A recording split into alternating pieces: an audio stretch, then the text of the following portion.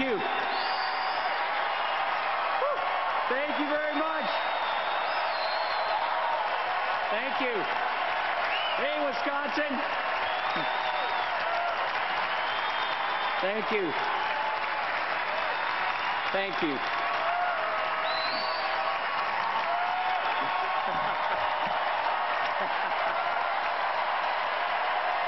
You guys are great. Thank you so much.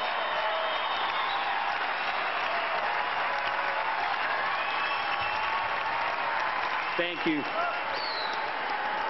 Mr. Chairman, delegates, and fellow citizens, I am honored by the support of this convention for Vice President of the United States.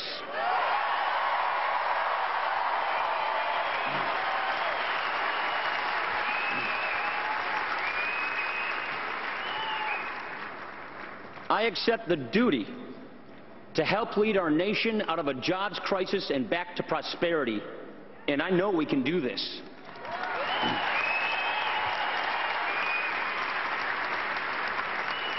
I accept the calling of my generation to give our children the America that was given to us, with opportunity for the young and security for the old. And I know that we are ready. Our nominee is sure ready.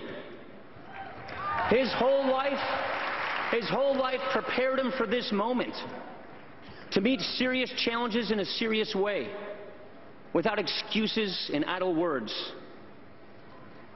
After 4 years of getting the runaround, America needs a turnaround, and the man for the job is Governor Mitt Romney.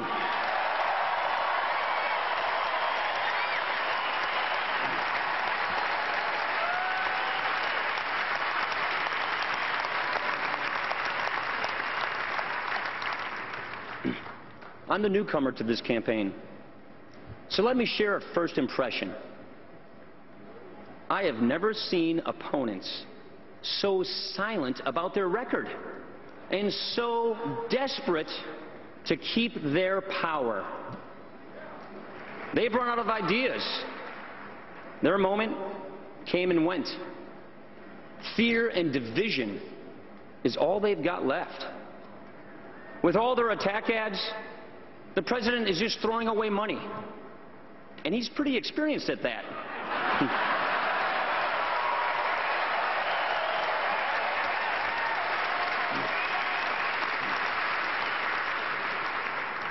You see, some people can't be dragged down by the usual cheap tactics because their character, ability, and plain decency are so obvious.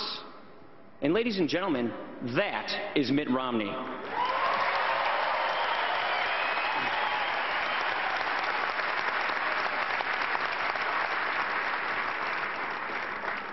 For my part, your nomination is an unexpected turn. It certainly came as news to my family. And I'd like you to meet them. My best friend and wife, Jana, our daughter, Liza, and our boys, Charlie and Sam.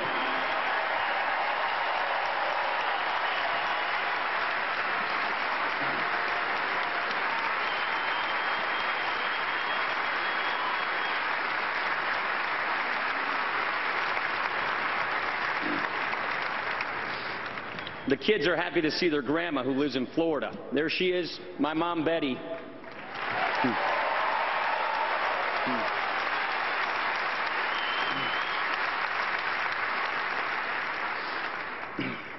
My dad, a small-town lawyer, was also named Paul. Until we lost him when I was 16, he was a gentle presence in my life. I'd like to think he'd be proud of me and my sister and brothers.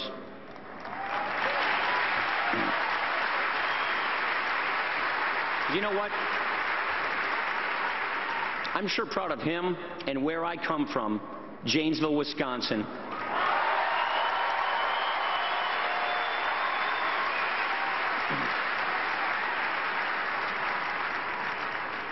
I live on the same block where I grew up.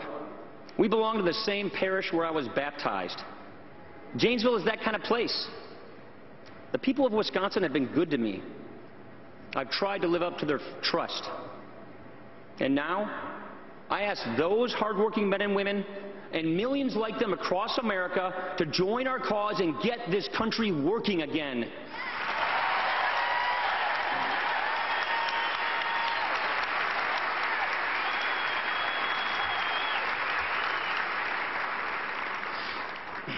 When Governor Romney asked me to join the ticket, I said, let's get this done. And that is exactly what we are going to do.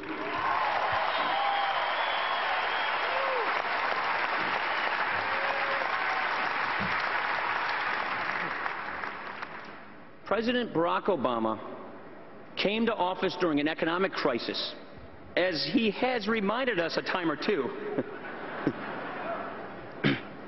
Those are very tough days. And any fair measure of his record has to take that into account. My home state voted for President Obama. When he talked about change, many people liked the sound of it, especially in Janesville, where we were about to lose a major factory. A lot of guys I went to high school with worked at that GM plant. Right there at that plant, candidate Obama said, I believe that if our government is there to support you, this plant will be here for another 100 years. That's what he said in 2008.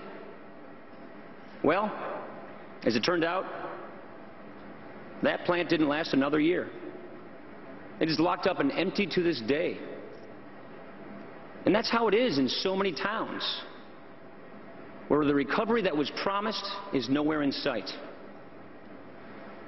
Right now, 23 million men and women are struggling to find work.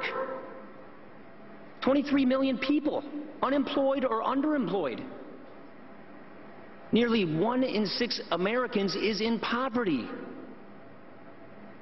Millions of young Americans have graduated from college during the Obama presidency, ready to use their gifts and get moving in life. Half of them can't find the work they studied for or any work at all. So here's the question. Without a change in leadership, why would the next 4 years be any different from the last 4 years?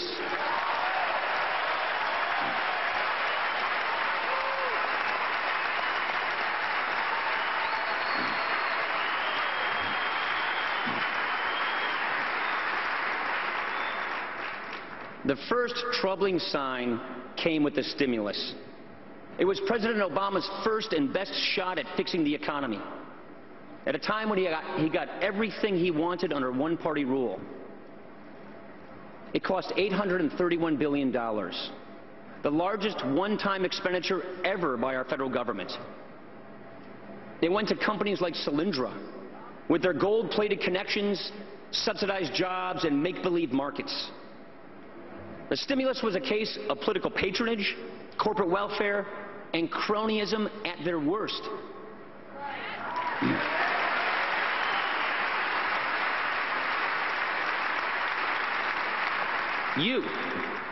You, the American people of this country, were cut out of the deal.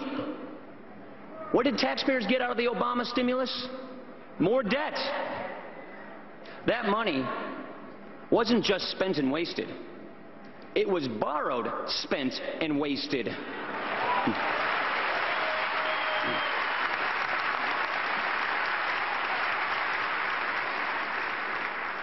Maybe the greatest waste of all was time. Here we were, faced with a massive job crisis, so deep that if everyone out of work stood in single file, that unemployment line would stretch the length of the entire American continent. You would think that any president, whatever his party, would make job creation and nothing else his first order of economic business. But this president didn't do that. Instead, we got a long, divisive, all-or-nothing attempt to put the federal government in charge of health care.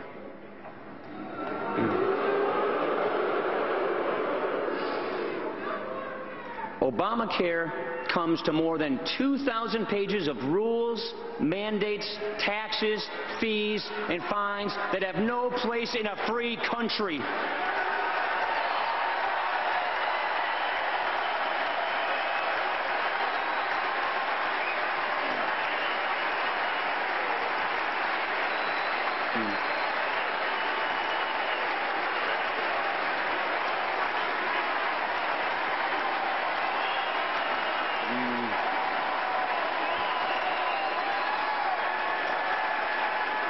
That's right. That's right.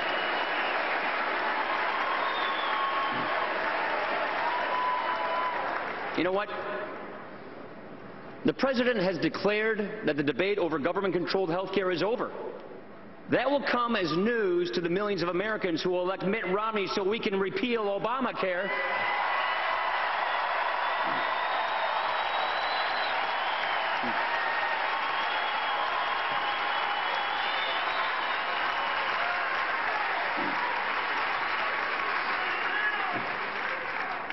And the biggest, coldest power play of all in Obamacare came at the expense of the elderly. You see, even with all the hidden taxes to pay for the health care takeover, even with the new law and new taxes on nearly 1 million small businesses, the planners in Washington still didn't have enough money. They needed more. They needed hundreds of billions more. So they just took it all away from Medicare. $716 billion funneled out of Medicare by President Obama. An obligation we have to our parents and grandparents is being sacrificed, all to pay for a new entitlement we didn't even ask for.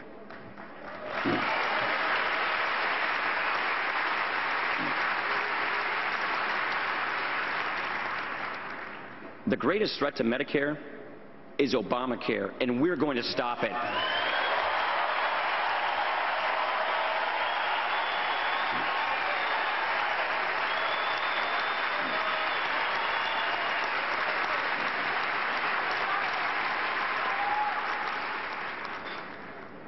In Congress, when they take out the heavy books and the wall charts about Medicare, my thoughts go back to a house on Garfield Street in Janesville. My wonderful grandma, Janet, had Alzheimer's, and she moved in with Mom and me. Though she felt lost at times, we did all the little things that made her feel loved. We had help from Medicare, and it was there, just like it's there for my mom today. Medicare is a promise, and we will honor it. A Romney-Ryan administration will protect and strengthen Medicare for my mom's generation, for my generation, and for my kids and yours.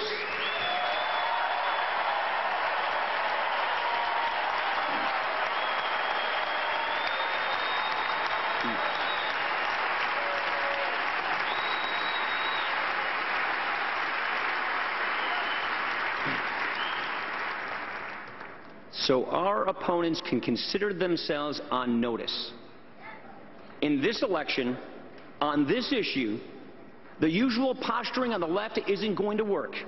Mitt Romney and I know the difference between protecting a program and raiding it. Ladies and gentlemen, our nation needs this debate.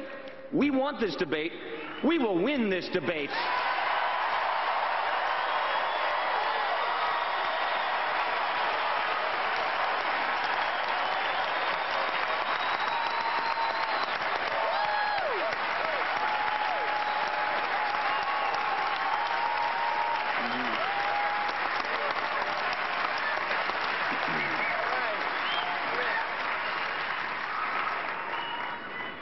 Obamacare, as much as anything else, explains why a presidency that began with such anticipation now comes to such a disappointing close. It began with a financial crisis. It ends with a job crisis. It began with a housing crisis they alone didn't cause. It ends with a housing crisis they didn't correct.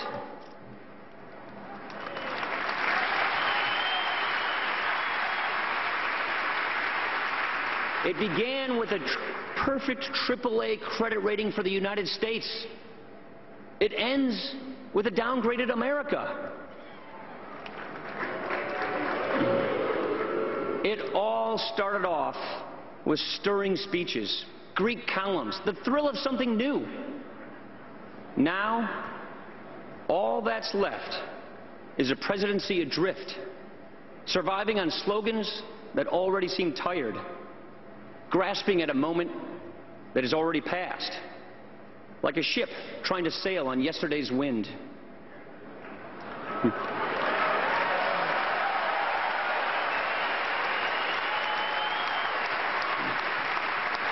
You know,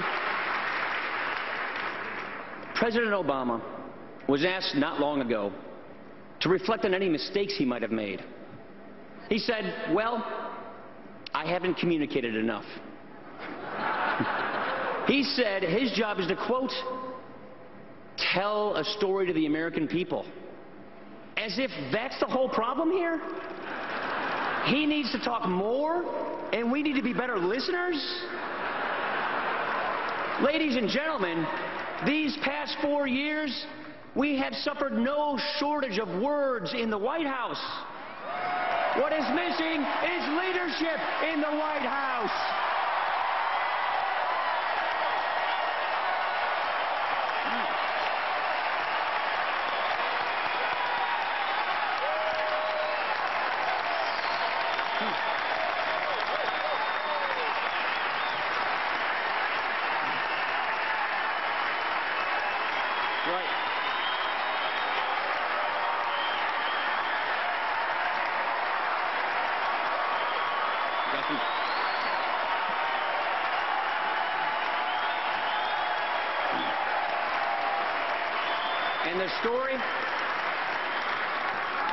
And the story that Barack Obama does tell, forever shifting blame to the last administration, is getting old.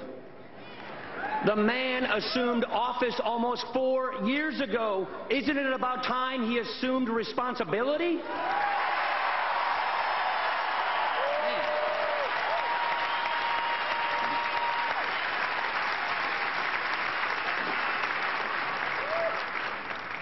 In this generation, a defining responsibility of government is to steer our nation clear of a debt crisis while there is still time.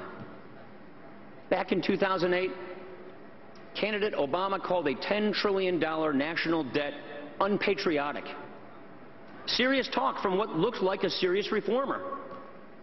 Yet by his own decisions, President Obama has added more debt than any other president before him, and more than all the troubled governments of Europe combined.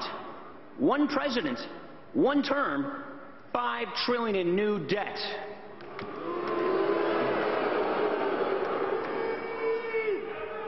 He created a new bipartisan debt commission. They came back with an urgent report.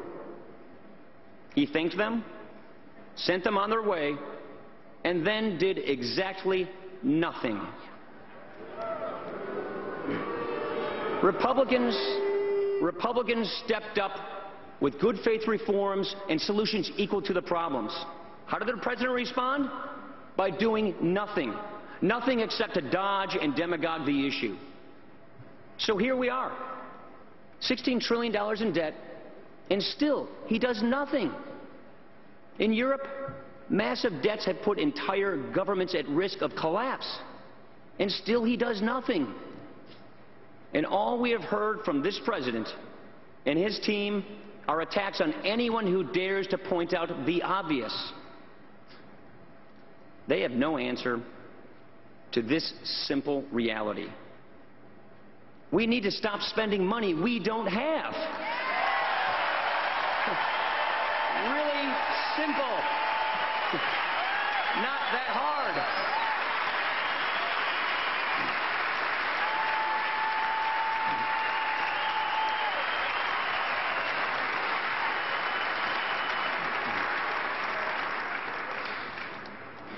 My dad used to say to me, son, you have a choice. You can be part of the problem, or you can be part of the solution. The President administration has made its choices, and Mitt Romney and I have made ours. Before the math and the momentum overwhelm us all, we are going to solve this nation's economic problems.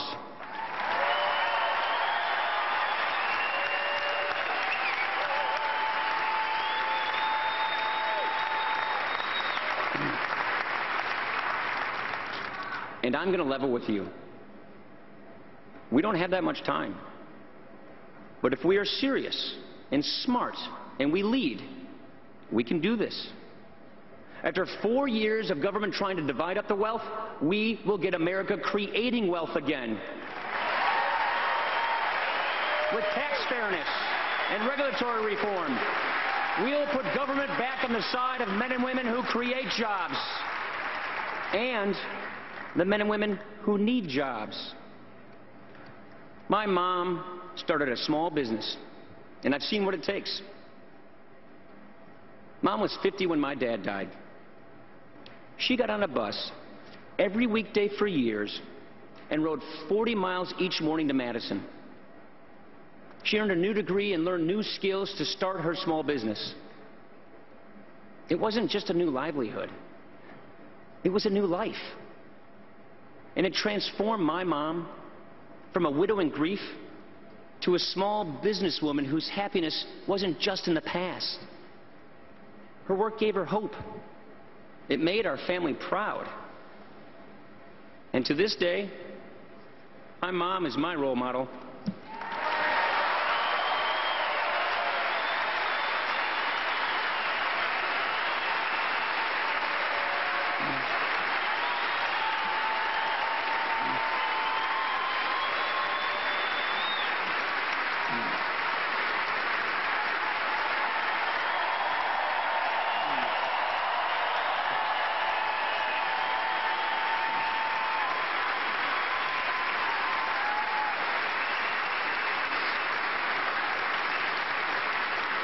Behind every small business, there's a story worth knowing. All the corner shops in our towns and cities, the restaurants, cleaners, gyms, hair salons, hardware stores, these didn't come out of nowhere. A lot of heart goes into each one. And if small business people say they made it on their own, all they're saying is that nobody else worked 7 days a week in their place. Nobody showed up in their place to open the door at 5 in the morning. Nobody did their thinking and worrying and sweating for them. After all that work, and in a bad economy, it sure doesn't help to hear from their president that government gets the credit. What they deserve to hear is the truth. Yes, you did build that.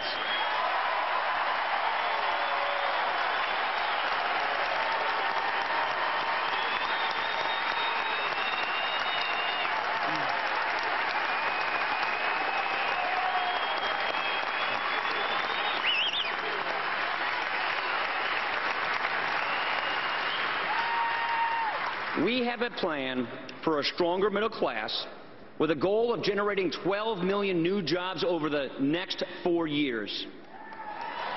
In a clean break from the Obama years, and frankly, from the years before this president, we will keep federal spending at 20% of GDP or less, because that is enough.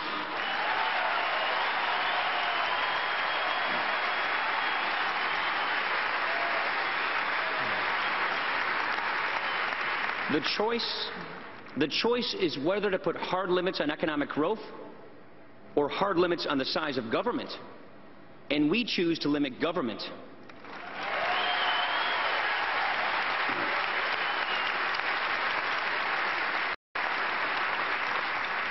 I learned a good deal about economics and about America from the author of the Reagan tax reforms, the great Jack Kemp.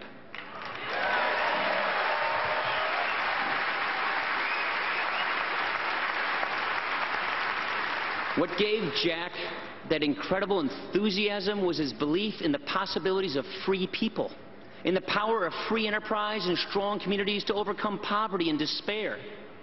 We need that same optimism right now.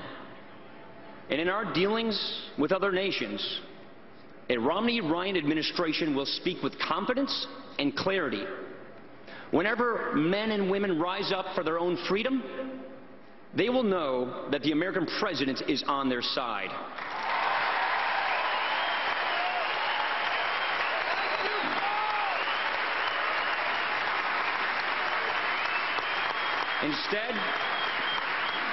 Instead of managing American decline, leaving allies to doubt us and adversaries to test us, We will act in the conviction that the United States is still the greatest force for peace and liberty that this world has ever known.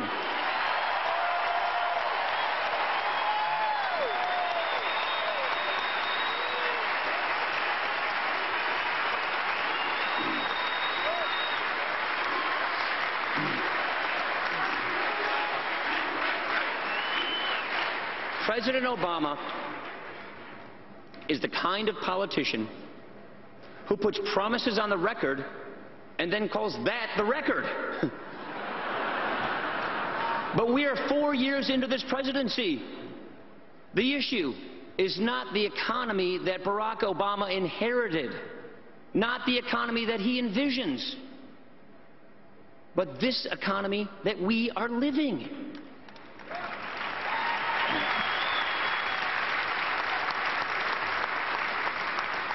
College graduates should not have to live out their 20s in their childhood bedrooms, staring up at fading Obama posters and wondering when they can move out and get going with life.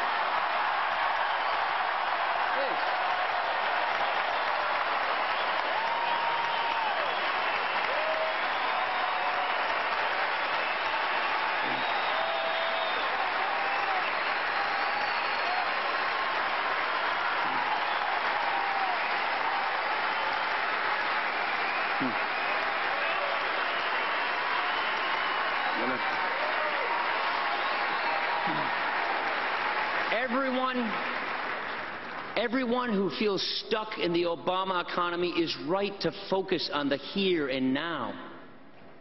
And I hope you understand this too. If you're feeling left out or passed by, you have not failed. Your leaders have failed you. None of us should have to settle for the best this administration offers.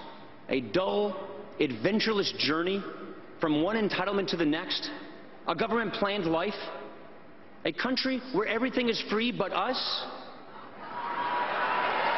Listen to the way we're already spoken to.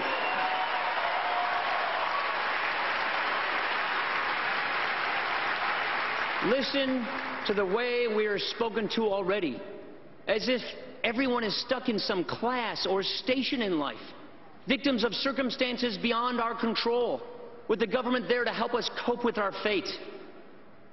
It's the exact opposite of everything I learned growing up in Wisconsin or at college in Ohio.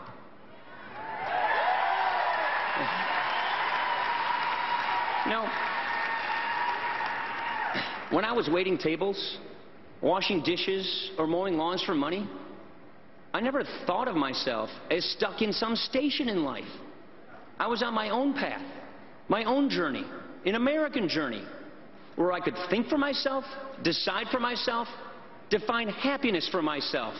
That's what we do in this country. That's the American dream. That's freedom, and I'll take it any day over the supervision and sanctimony of the central planners.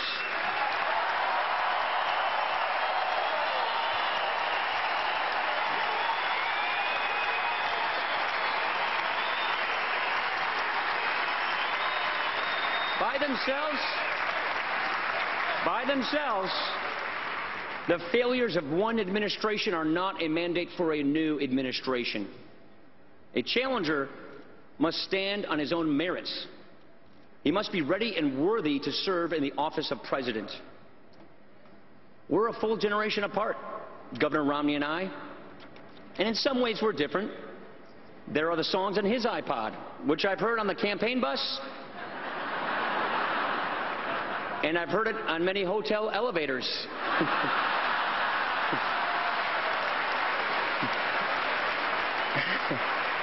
He actually urged me to play some of these songs at campaign rallies. I said, look, I hope it's not a deal breaker, Mitt, but my playlist, it starts with AC/DC and it ends with Zeppelin.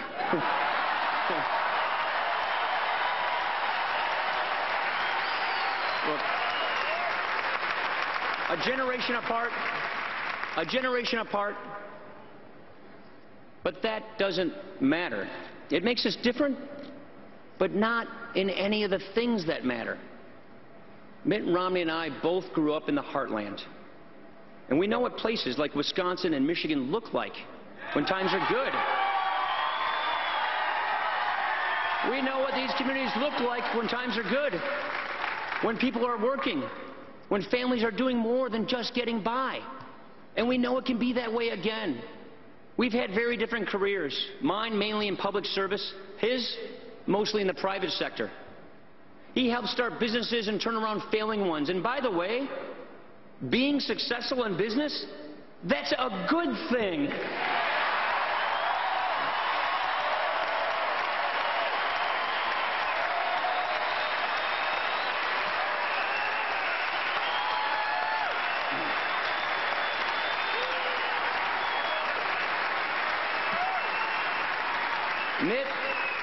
Mitt has not only succeeded, but he succeeded where others could not. He turned around the Olympics at a time when a great institution was collapsing under the weight of bad management, overspending, and corruption. Sounds kind of familiar, doesn't it? He was the Republican governor of a state where almost 9 in 10 legislators are Democrats. And yet, he balanced the budget without raising taxes. Unemployment went down. Household incomes went up. And Massachusetts, under Governor Mitt Romney, saw its credit rating upgraded.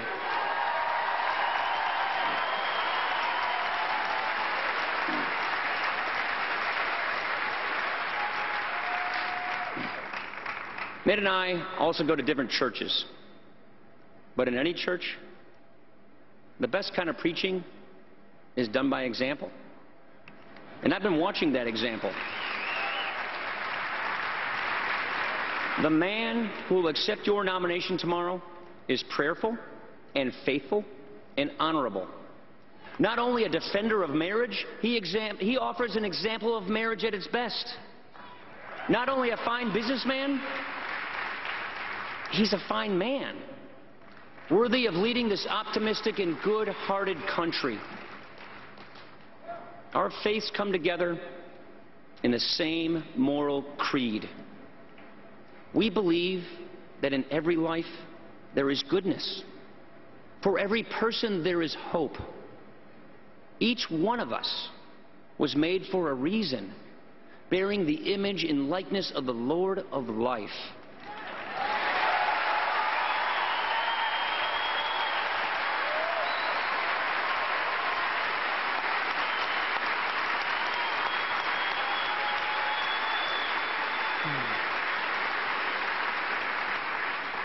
We have responsibilities, one to another.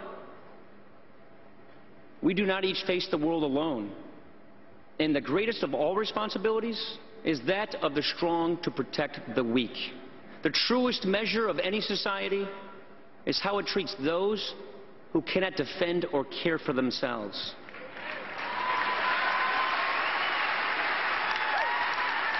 Each of these moral ideas is essential to democratic government, to the rule of law, to life in a humane and decent society. They are the moral creed of our country, as powerful in our time as on the day of America's founding. They are self-evident and unchanging, and sometimes even presidents need reminding that our rights come from nature and God and not from government.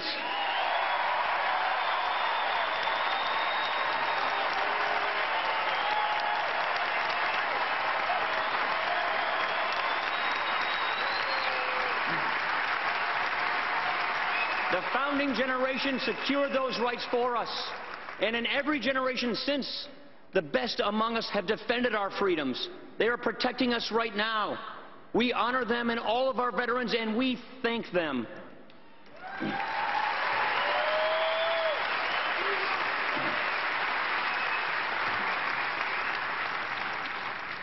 The right that makes all the difference now is the right to choose our own leaders. And you are entitled to the clearest possible choice, because the time for choosing is drawing near. So here is our pledge. We will not duck the tough issues. We will lead. We will not spend the next 4 years blaming others. We will take responsibility. We will not try to replace our founding principles.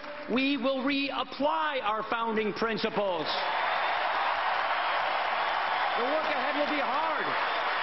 These times demand the best of all of us. All of us, but we can do this. We can do this. Together, we can do this. We can get this country working again. We can get this economy growing again. We can make the safety net safe again. We can do this. Whatever your political party, let's come together for the sake of our country. Join Mitt Romney and me. Let's give this effort everything we have. Let's see this thing all the way through. Let's get this done.